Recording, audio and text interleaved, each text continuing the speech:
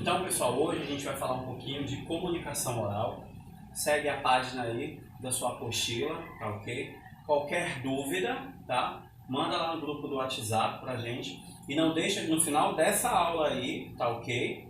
Dar o conceito conforme as instruções, tá? Regular, bom, ótimo ou excelente. Conforme as primeiras entrevistas que eu fiz com vocês, tá? E a partir de amanhã a gente vai continuar com as entrevistas novamente, ok? Vamos lá. Então, o texto ele exemplifica aí sobre a comunicação oral, a apresentação em ambientes de trabalho, em ambientes acadêmicos e em debate. É muito importante a questão da sua apresentação, você manter o domínio do assunto, você ter a voz que se dê para entender de forma que a comunicação oral ela é fundamental para com as outras pessoas. Falar bem em público hoje não é só uma habilidade importante.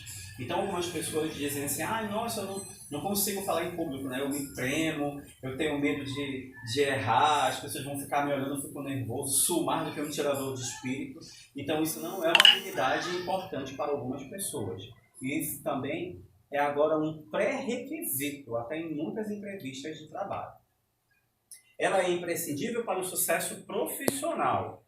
Em todos os âmbitos, as pessoas são obrigadas a falar, tá ok? Todos os âmbitos, não tem outro nome, obrigado a falar. A não ser que você seja uma pessoa surda, tá ok? Que nunca tenha falado, é outra situação, tá? Então, as pessoas são incitadas a dar opinião. No trabalho, são requisitadas para fazer apresentações profissionais sobre sua área ou sobre algo que seja seu conhecimento.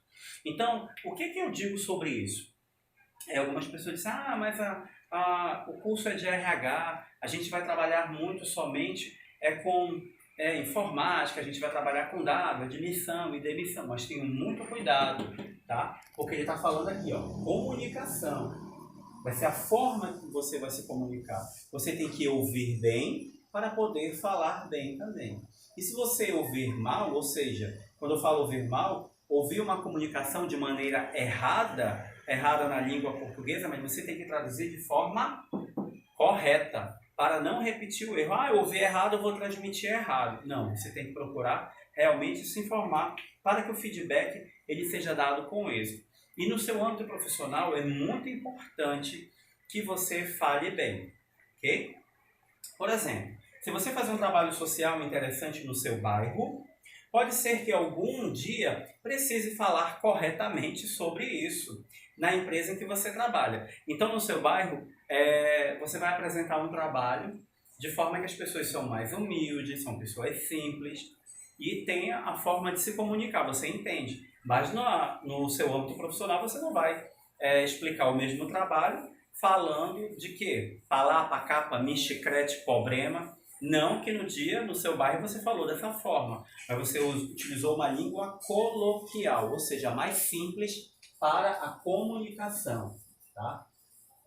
Na sua comunidade, dentro desse trabalho social, você pode até ter utilizado gírias para que as pessoas entendam o que você falou. Mas no âmbito profissional, você vai explicar esse mesmo trabalho de maneira culta, tá?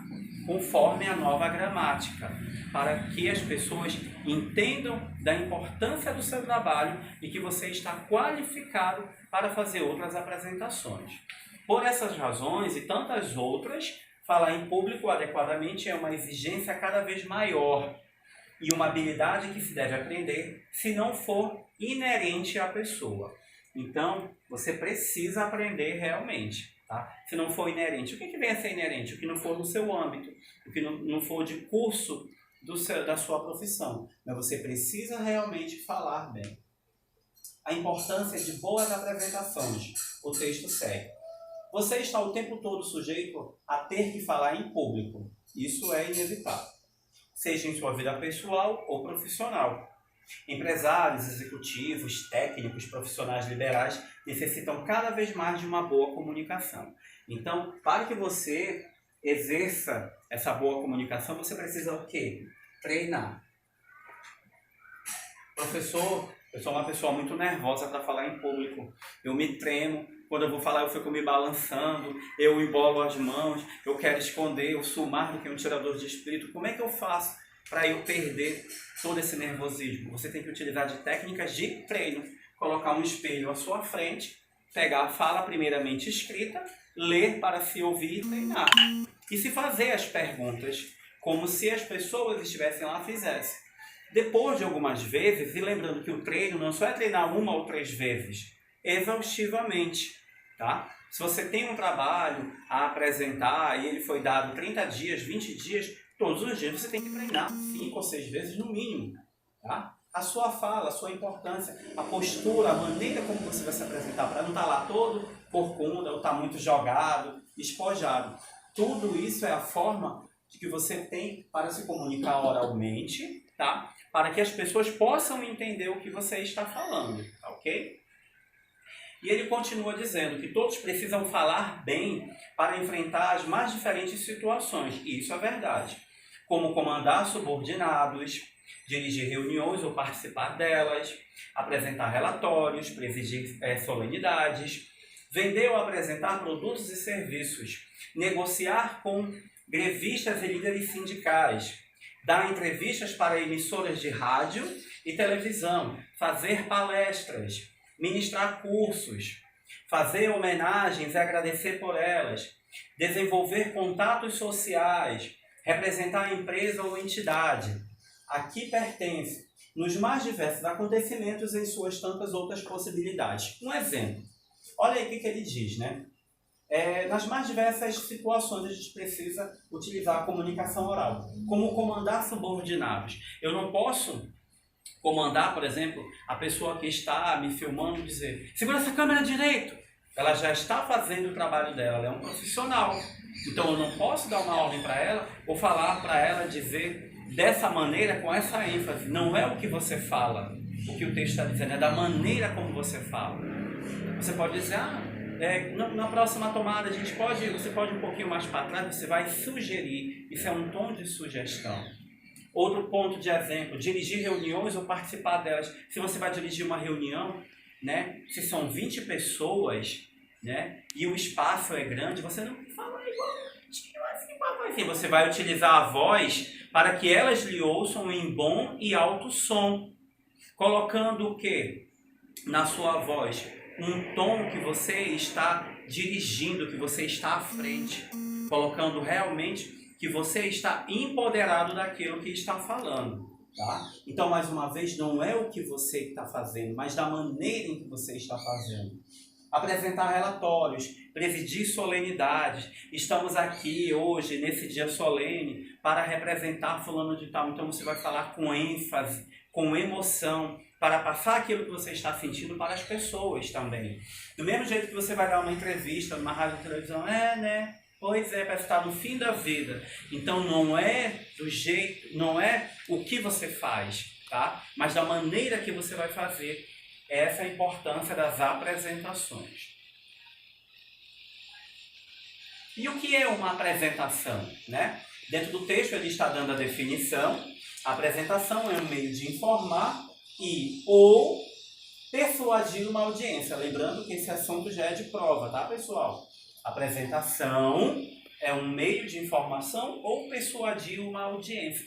Então você vai convencer a pessoa de que você tem o domínio do assunto. Persuasão é isso, persuadir. Verbo terminado na 4ª terminação IR. Então nós precisamos ter esse entendimento. Pois, uma forma de comunicação. Uma apresentação bem-sucedida deve produzir o efeito desejado pelo apresentador.